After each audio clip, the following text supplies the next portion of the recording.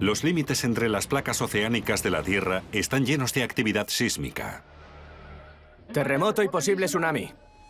Listos para desencadenar uno de los desastres naturales más mortales conocidos por la humanidad, un tsunami. ¡Dios santo, mira eso! Cuando las olas monstruosas alcanzan a poblaciones costeras, ¡Entrad, entrad, entrad! su poder es imparable. El terremoto y el tsunami fueron mucho más grandes de lo que se pensaba que podía generar esa zona de subducción. Su violencia física arrastra a seres queridos Albergamos la esperanza de que sigan vivos en alguna parte. y llegan a inundar más de 4 kilómetros de tierra. No ha quedado nada. Toda vida desaparece y el lugar queda destruido. Dejando una cifra de muertos catastrófica. Me imagino que deben seguir encontrando cuerpos. Nunca recuperaron todos.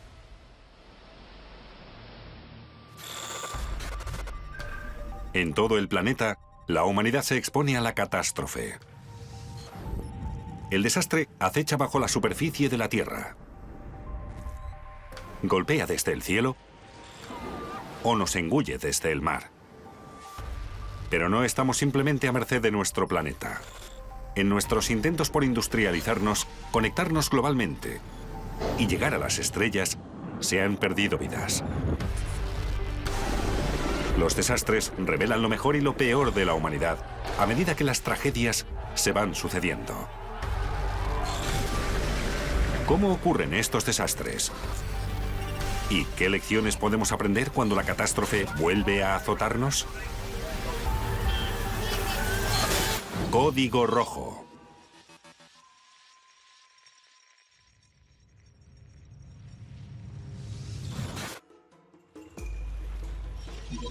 ...26 de diciembre de 2004, Sumatra. En la profundidad del mar frente a la costa occidental de Sumatra, el suelo marino se hizo pedazos a causa de un terremoto inmenso con un promedio de magnitud de momento de 9,2.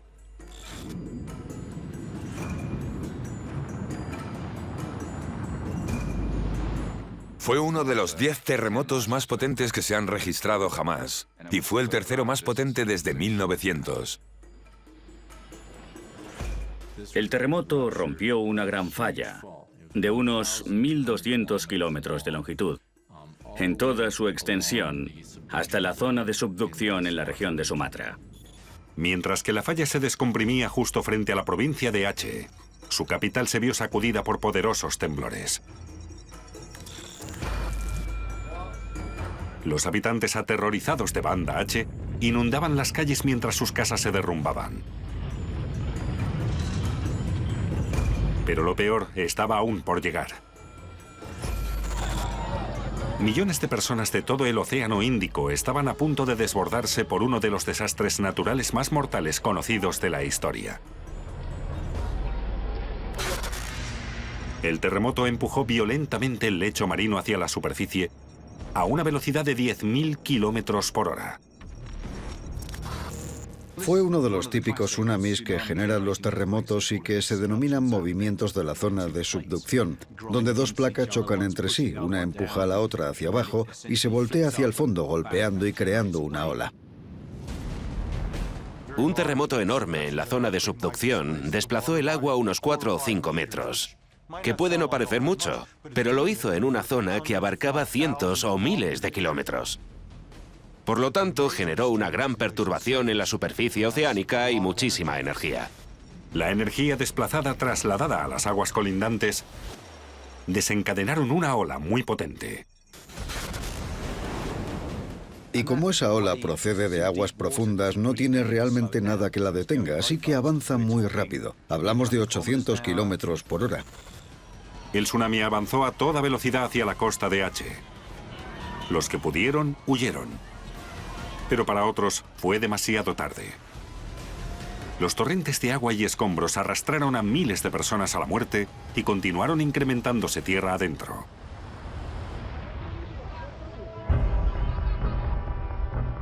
No es solo una ola, son varias olas.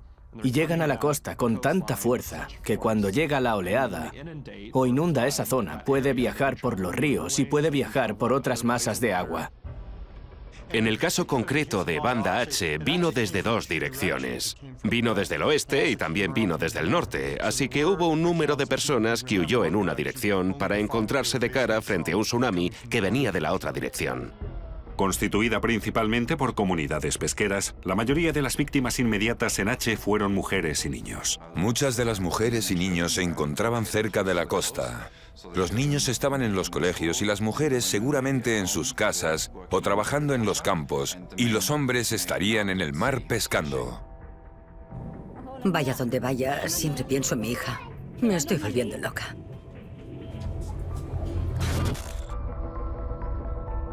Algunos de esos pescadores no debían tener ni idea de los horrores que estaban teniendo lugar en sus hogares. Fui a buscar a mi familia. Los busqué durante 12 horas, pero no pude encontrarlos. Todo estaba lleno de personas muertas. Un tsunami grande en mar abierto puede medir solo un par de metros de altura. Puede pasar desapercibido para los barcos que se encuentran en el mar, pero cuando se aproxima a la orilla experimenta un fenómeno llamado retracción y toda la energía que hay en esa columna de aguas profundas se comprime. Por tanto, una pequeña ola del mar de unos 50 centímetros llega a la orilla, como ocurrió en 2004, midiendo unos 5 metros de altura. Algunas de las olas que alcanzaron el extremo norte de Sumatra superaron los 30 metros y aplanaron la costa. Sin embargo, la isla solo fue la primera línea de fuego. El tsunami aceleró hacia Tailandia, donde los complejos hoteleros de las playas en el sur estaban repletos de turistas que disfrutaban de las vacaciones de fin de año. El tsunami viajó a la velocidad de un reactor. Si imaginan un reactor volando por la cuenca oceánica, iría a la velocidad a la que viajó el tsunami. Aunque hubo tiempo suficiente para que un sistema de aviso adecuado advirtiera a todas las comunidades, no sirvió de mucho.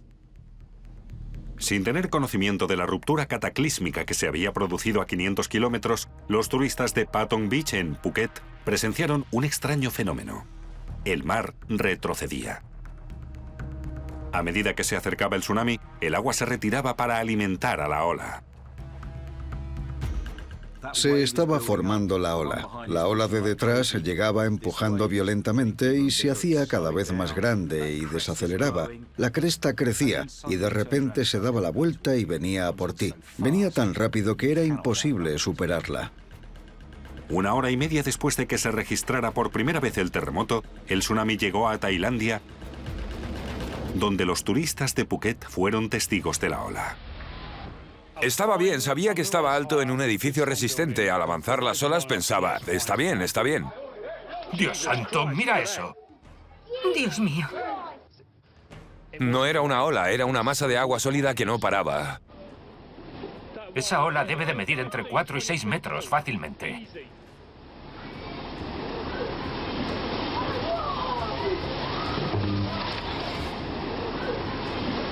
Nada podía detenerla. Rompió a lo largo de toda la costa.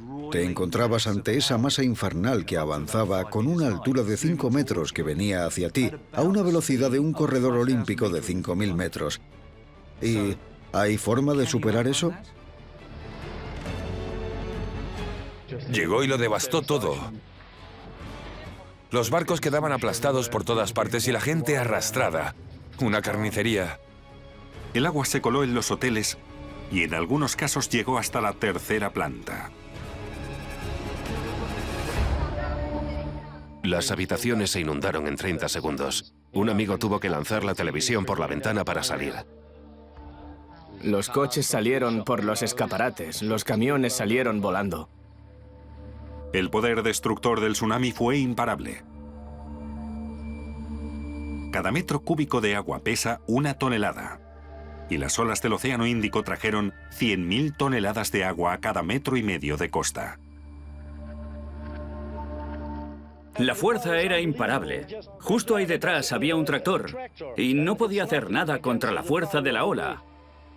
La catástrofe es caótica porque un tsunami lo destruye todo. No llega y elige, no dice voy a dejar esa casa o voy a dejar a ese niño. Estuvo 2 horas perdido. La inundación lo arrastró. y él solo se agarró a la puerta del hotel hasta que las aguas se calmaron y luego regresó. 2 horas después del terremoto y a 1.700 kilómetros del epicentro, Sri Lanka fue la siguiente.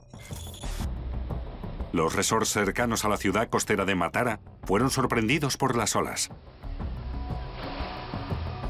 Atravesó violentamente la puerta. Tuvimos suerte. En otras habitaciones atravesó toda la pared y lo inundó todo, y nosotros abandonamos nuestras cosas y huimos. Cuando alcanzó Sri Lanka, un tren que recorría la franja costera estaba abarrotado de pasajeros. La primera ola gigantesca llegó a la aldea de Peralilla. El tren se detuvo cuando el agua empezó a inundarlo. Cuando el tsunami llegó al tren, me sacó de él y me quedé atrapado en un árbol. Después me quedé inconsciente. La gente creyó que era más seguro estar en el tren que en tierra, y no es que fuera una buena elección.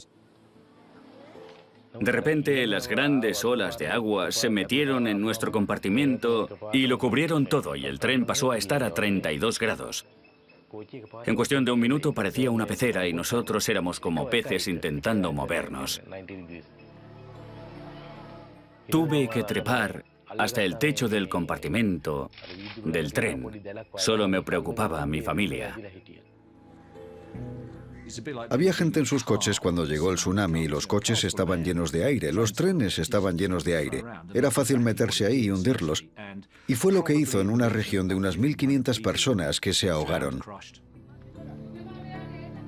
No tengo palabras para explicar lo que me pasó. Perdí a mis seres queridos. Estoy solo.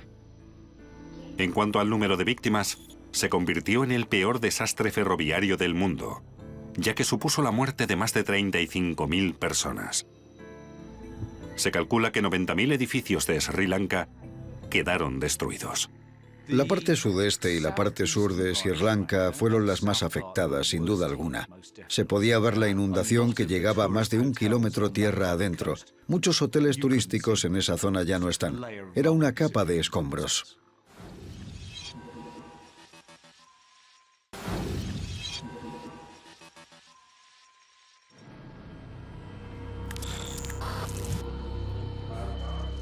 El impacto sísmico del terremoto de 2004 afectó a la Tierra como una campana, provocando que el planeta vibrara 1 centímetro. Se registró la magnitud de momento del terremoto en un 9,2, una escala utilizada por los sismólogos para comparar el tamaño de los terremotos. La magnitud es un número que da un logaritmo, que significa que cada vez que pasas una unidad de magnitud, aumentas el movimiento por un factor de 10 y la energía por un factor de 30. Antes de que se desarrollara la escala de magnitud de momento en los años 70, nos basábamos en la cantidad de temblores que se observaban en un terremoto y en el tamaño que tenía ese terremoto. Sin embargo, la escala de magnitud del momento es importante porque está relacionada con las propiedades físicas reales del terremoto. Es proporcional al área de la falla que rompe ese terremoto y también a la cantidad de falla que se mueve en el terremoto. El terremoto de Sumatra ha sido el tercero más potente que se ha registrado jamás. Sin embargo, en 1960 se produjo un tsunami que liberó casi 3 veces más energía. El terremoto más potente que se ha registrado jamás fue de una magnitud de 9,5 y fue el de Valdivia. Tuvo lugar en el centro-sur de Chile. El 22 de mayo, América del Sur fue azotada por un terremoto que duró más de 10 minutos. Escombros y ruinas en el puerto del Pacífico de Concepción, en Chile, que ha sufrido la peor serie de terremotos de toda su historia. 22 de mayo de 1960, Concepción. El problema de ese fenómeno es que fue tan grande que iba más allá de cualquier otro que hubiera ocurrido antes. Olas de hasta 25 metros azotaron la costa chilena.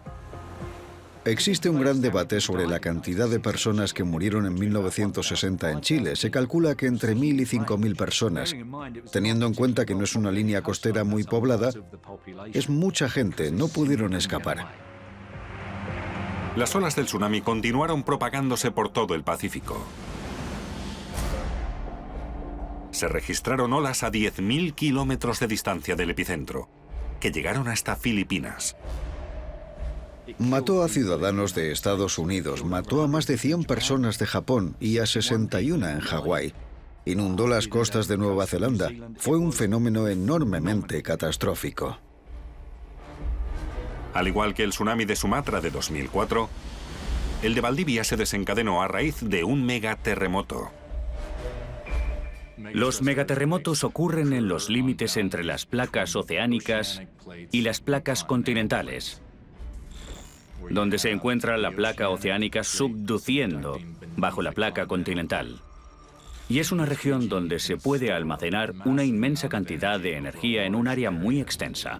La placa oceánica que se zambulle en el manto de la Tierra, en realidad lo que hace es doblarse en un ángulo bastante grande. Esto provoca que se acumulen enormes presiones dentro de esa placa. Cuando se liberan esas presiones, lo hacen violentamente.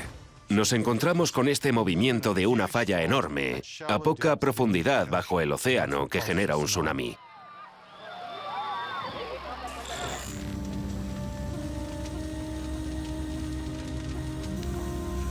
Se calcula que en 2004, el terremoto y el consiguiente tsunami mataron a 230.000 personas de 14 países del Océano Índico.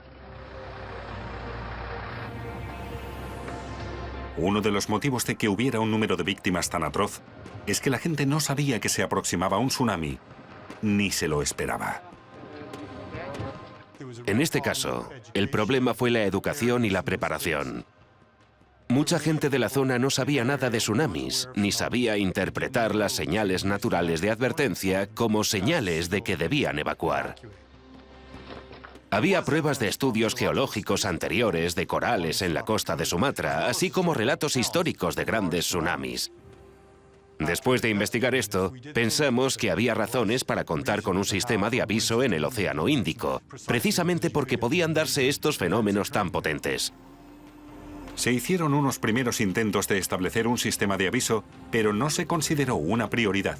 Iba a llevar un tiempo conseguir que los gobiernos prestaran atención a esto cuando tenían mucho más de qué preocuparse en el Océano Índico.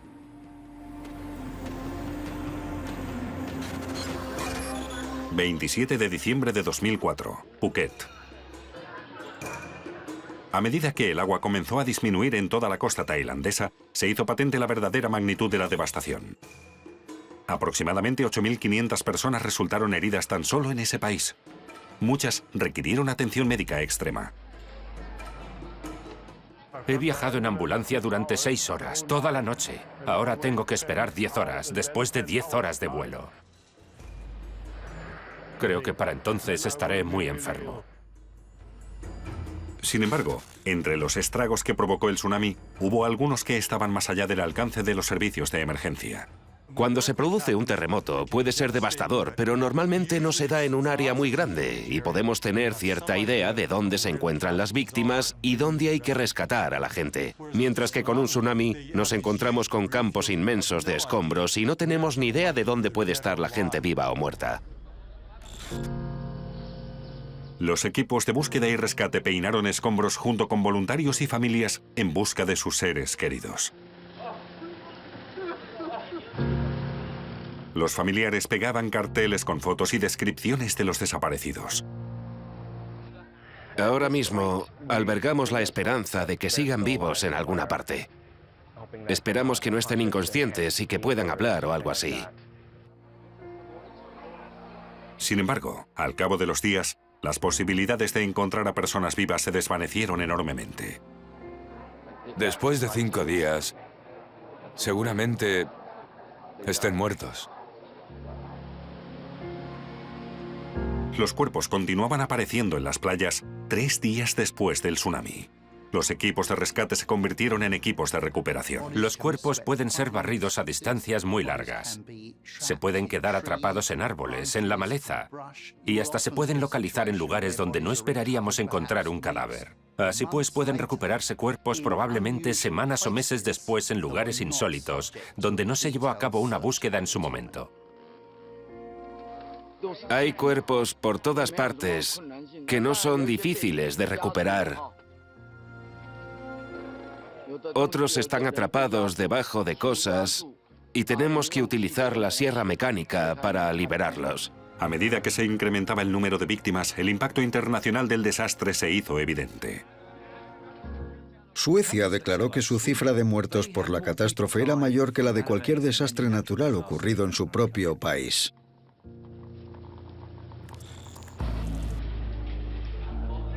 En Tailandia, equipos forenses de diversos países comenzaron el arduo proceso de identificar a los fallecidos. Ahora mismo tenemos un equipo australiano, un equipo alemán y un equipo francés para ayudarnos a identificar a todos los extranjeros. Había una colección de 5.000 cuerpos en un lugar, todos ahogados, todos ennegrecidos, todos hinchados, todos parecían iguales. La mayoría de las personas que murieron fue por ahogamiento, pero también por traumatismos, por choques con objetos contundentes. Quedaron aplastadas por muros y paredes de ladrillos que el tsunami empujaba. Tenemos a muchos occidentales, pero también birmanos y coreanos. Los occidentales representan aproximadamente el 60% de los cadáveres. Al principio nos dijeron que teníamos que separar a los residentes de los extranjeros. El único caso en que se podía hacer era si un residente en concreto llevaba puesto un uniforme de hotel con una etiqueta con su nombre que los identificara. Se renunció a eso y se decidió que se tratara a los 5.000 fallecidos igual. Por tanto, cada persona era sometida a un examen de patología forense, un examen dental, un examen de las huellas dactilares. Comenzó el proceso, examinando los cuerpos de uno en uno. No sé decirles cuántos dentistas había en el lugar a la vez, pero debían ser 50 o 60, trabajando en el exterior de un templo budista convertido. Con temperaturas que alcanzaban los 39 grados centígrados, los cuerpos llenos de agua se descomponían rápidamente. Tuvimos que convertir el templo budista en una morgue improvisada, con paneles de pladur y aire acondicionado.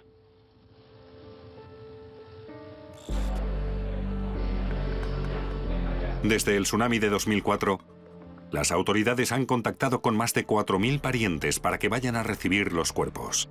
Sin embargo, no se han podido identificar todos. Debe haber unos 400 o 500 cuerpos todavía sin identificar, en contenedores enterrados en el suelo al norte de Phuket a fecha de hoy.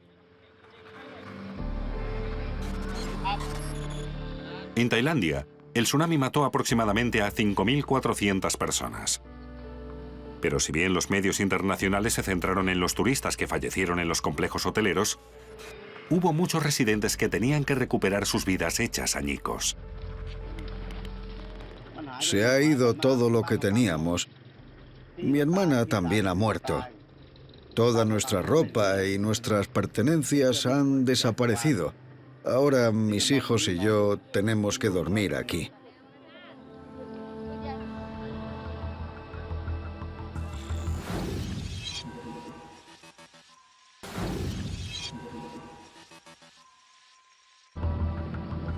A veces hace falta que ocurra una gran tragedia para forjar un nuevo camino.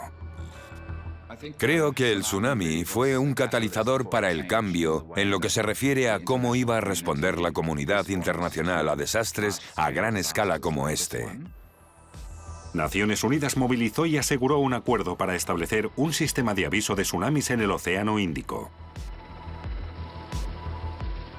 Después de este terremoto, quedó claro que teníamos que ser capaces de responder rápida y debidamente ante grandes terremotos. Instrumentos de todo el mundo captan cuando se produce un terremoto de magnitud 5,5 o mayor. Las primeras alertas de terremoto pueden surgir a los 5 minutos, pero es importante conseguir esa información lo más rápido posible para advertir de un tsunami y que la gente esté alerta antes de que ocurra. Esta boya puede salvar muchas vidas de personas que viven en el Océano Índico. El nuevo sistema, que se activó en 2006, puede proporcionar un aviso a los habitantes del Océano Índico y podría haber salvado vidas en 2004. En caso de que llegue una ola irregular, sensores del suelo oceánico registran un cambio en la presión del océano. Esta información se transmite a boyas que hay en la superficie y a continuación a un satélite, el cual traslada los datos a un centro de control para que se distribuyan.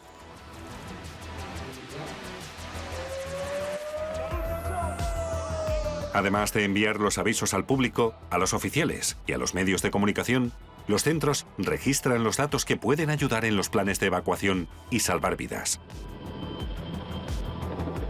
Los centros de avisos pueden así empezar a fijarse en algunos modelos registrados Terremoto y posible tsunami. y aplicar esos modelos a todas las líneas costeras que se verán afectadas para mostrar cuánto puede llegar a inundar la ola la línea costera. Así inmediatamente se tiene mucha más información de a dónde hay que evacuar.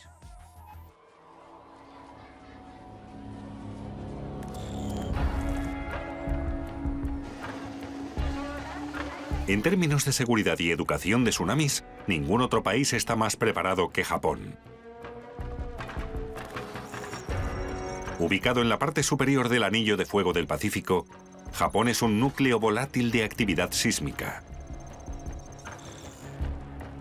En todas las islas se producen pequeños temblores prácticamente a diario, y aproximadamente se dan nada menos que 1.500 terremotos al año. 2.500 muertos y desaparecidos como consecuencia del terremoto y el maremoto, que se extendieron más de 320 kilómetros por la costa nordeste de Japón.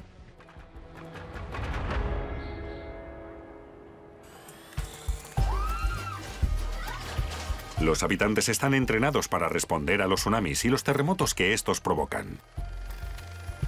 El país cuenta incluso con un sistema de aviso anticipado. Los terremotos emiten dos tipos de ondas: las ondas primarias, que provocan temblores débiles, y las ondas secundarias, que provocan toda la destrucción del terremoto. Las ondas primarias de movimiento más rápido pueden viajar hasta 8 kilómetros por segundo.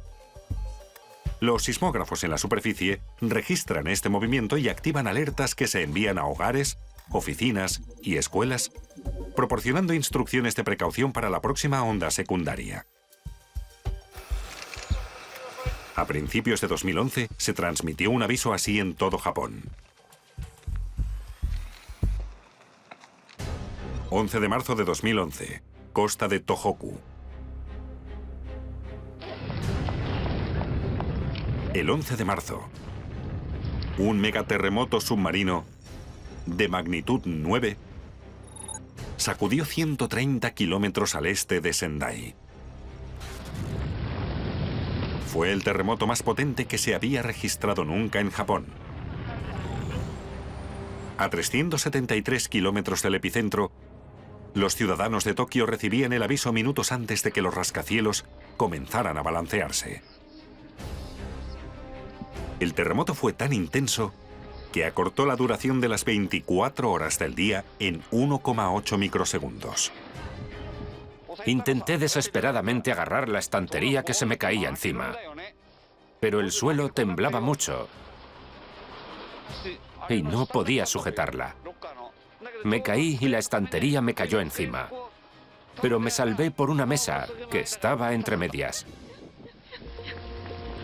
La ruptura principal se produjo en un área de unos 400 kilómetros y tuvo una gran cantidad de deslizamientos en comparación con terremotos anteriores. En el terremoto de Sumatra de 2004, la cantidad máxima de desplazamiento relativo fue de aproximadamente 20 metros. El terremoto de Japón ocasionó 70 metros o más de deslizamiento en un área relativamente pequeña. Y como ese deslizamiento ocurrió justo en la parte superficial de la falla del terremoto, fue muy efectivo a la hora de generar un tsunami enorme. En cuanto cesaron los temblores, fui corriendo en dirección al puerto. Me apresuré a sacar el barco del agua, porque sabía que se aproximaba un gran tsunami. Un buque patrulla de la Guardia Costera japonesa fue uno de los primeros en encontrarse con el tsunami a pocos kilómetros de la costa. ¡Qué ola más inmensa! Tiene muy mala pinta. Debe tener una altura de 10 metros.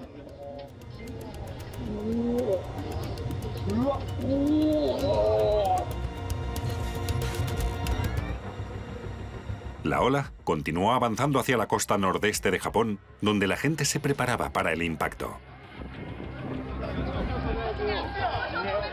Japón es el país más preparado del mundo frente a los tsunamis.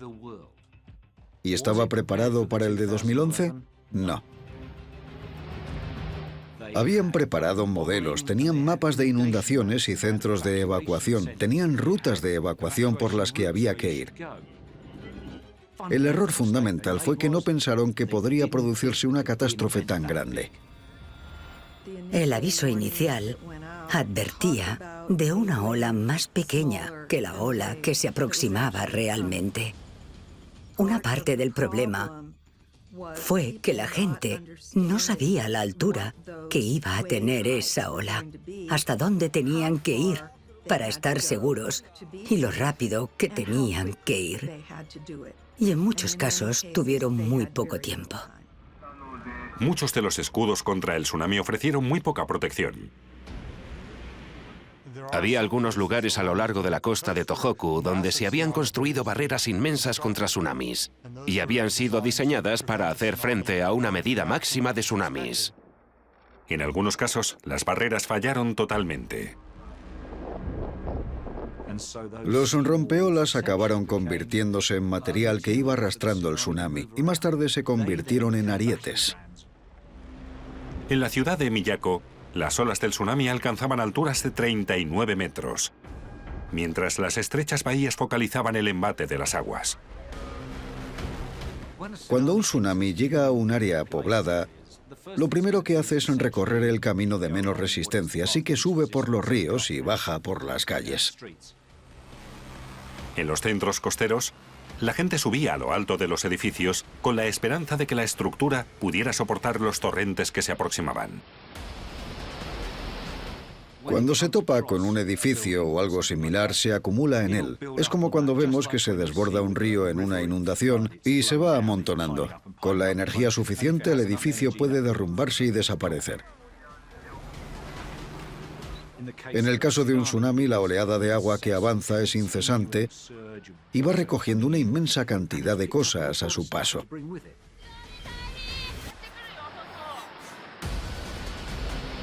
Los supervivientes desesperados de Kameishi observaban cómo los coches y los barcos pesqueros golpeaban los lugares donde se refugiaban.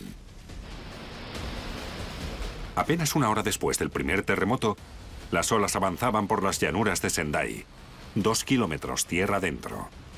Los coches que intentaban evitar la embestida no podían apenas desplazarse más rápido que los escombros que se aproximaban.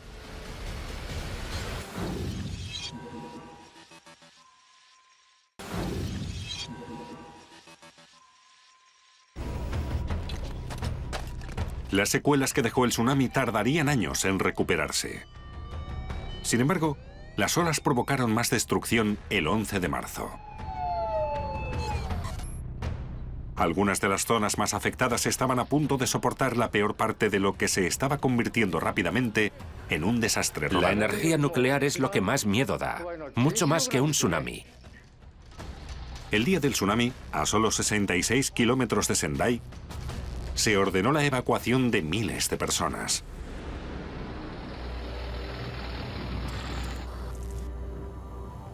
El 11 de marzo de 2011, en Fukushima, varios reactores de la central de energía de Fukushima Daiichi se estaban colapsando. Hubo una falta de comprensión por parte de la eléctrica de Tokio y de sus entidades reguladoras sobre los aspectos vulnerables asociados a la planta. La planta de TEPCO sobrevivió al terremoto y el sistema de aviso de tsunami apagó los reactores, cambiando la energía de los mecanismos de enfriamiento a los generadores diésel auxiliares. Pero los generadores quedaron inoperativos cuando la ola barrió la barrera del tsunami de 5,6 metros. Fukushima tenía un rompeolas, pero no era lo bastante grande, así de sencillo.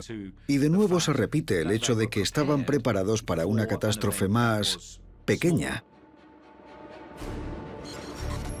En el caso del reactor de Fukushima, el tsunami desconectó la fuente de alimentación auxiliar. Y por lo tanto, el reactor no pudo apagarse y acabó colapsando. Un total de 3 reactores de la planta empezaron a sobrecalentarse. El gas de hidrógeno a presión que se acumuló en 2 de los edificios de contención ocasionó una serie de explosiones.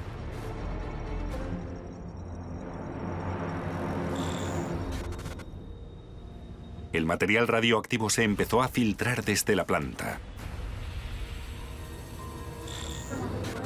Los trabajadores intentaron enfriar los reactores con cañones de agua y se arrojaba agua de mar desde helicópteros. A finales de marzo, la zona de evacuación se extendió a 30 kilómetros alrededor de la planta. Las fracturas en las trincheras y túneles de la central provocaron que la radiación se filtrara al mar. Cerca de la planta se midieron unos niveles de yodo 131 radiactivo que superaban en 7,5 millones el límite legal. La aparición de mayores niveles de radiación en algunos suministros locales de alimentos y aguas llevó a las autoridades japonesas e internacionales a emitir advertencias sobre el consumo. Si se publican más informes sobre vegetales y carne contaminados, no beberé agua del grifo. Hoy me da miedo hasta la lluvia. Me preocupa que pase algo cuando me moje. Realmente es una pesadilla todo eso.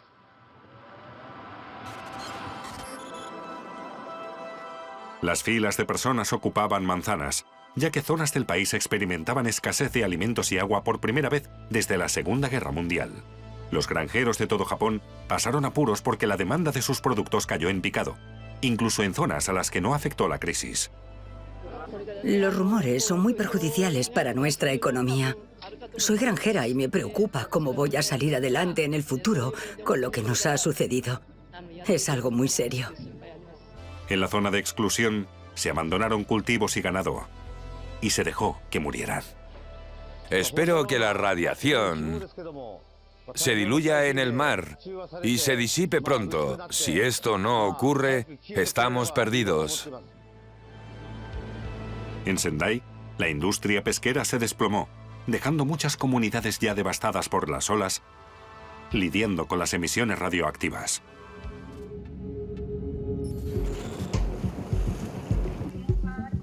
En el 7º aniversario de la catástrofe, TEPCO reveló que había reducido el índice del agua contaminada que llegaba a los reactores de 400 al día a 100.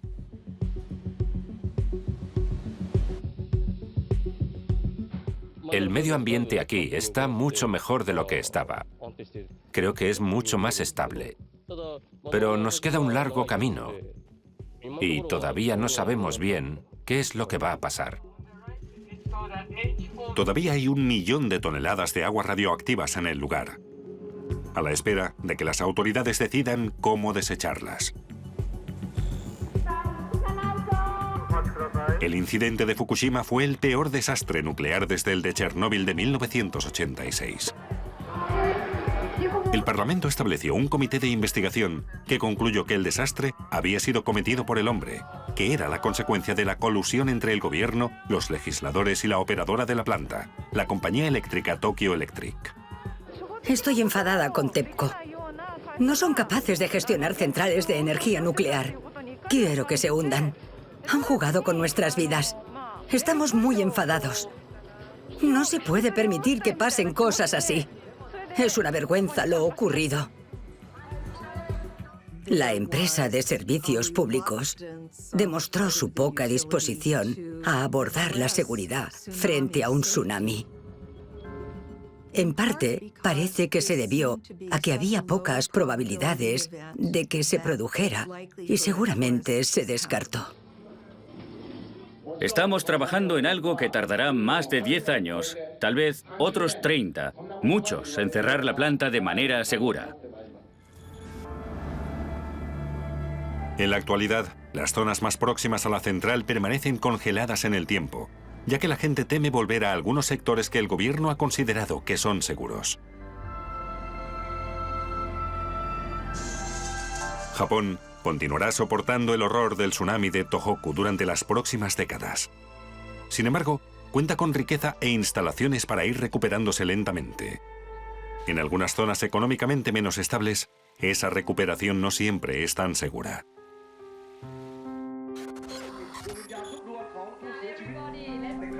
...6 de abril de 2005, Phuket. El tsunami de 2004 devastó tanto a algunas comunidades del Océano Índico que muchas de ellas nunca volverán a ser las mismas. Aparte de la pérdida de vidas, el impacto medioambiental y económico fue enorme y requirió la ayuda mundial para reconstruirse. La comunidad internacional reunida donó 14.000 millones de dólares en ayudas a todos los países afectados. Durante los 5 años posteriores al tsunami, tan solo la Federación Internacional de Sociedades de la Cruz Roja proporcionó ayuda a casi 5 millones de personas.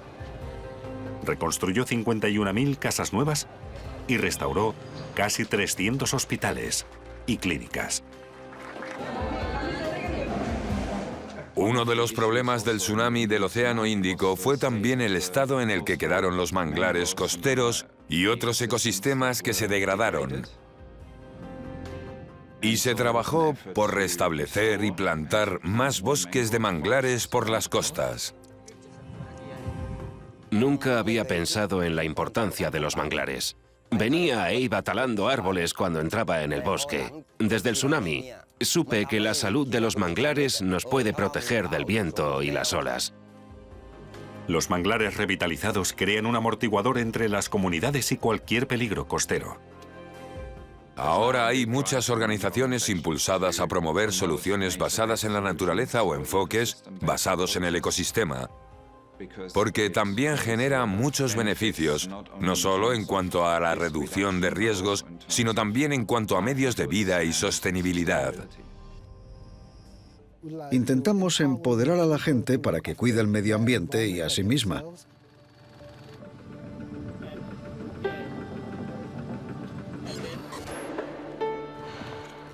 Para que las comunidades vuelvan a crecer de manera efectiva, los expertos necesitan una imagen completa del potencial destructivo de las olas provocadas por el movimiento sísmico.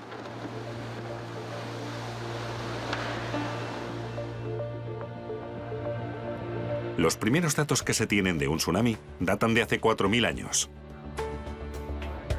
Pero en las últimas 2 décadas hemos vivido 2 catástrofes a una escala sin precedentes.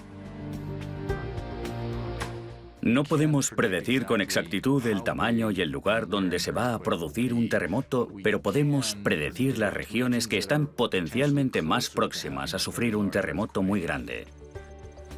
Las zonas costeras propensas a terremotos deben fijarse en las recientes tragedias y prepararse para lo inevitable ante el siguiente tsunami. Si bien los tsunamis del Océano Índico y de Tohoku dejaron las huellas de la catástrofe, también proporcionaron información que algún día podría salvar vidas. Pudimos determinar que toda la inundación del tsunami se extendía hasta 5 kilómetros tierra adentro. Ahora podemos decir, vale, cada X número de años nos llegará una ola de tal tamaño. No nos queda otra que tener esperanzas y estar mejor preparados cuando la catástrofe procedente del mar nos azote de nuevo.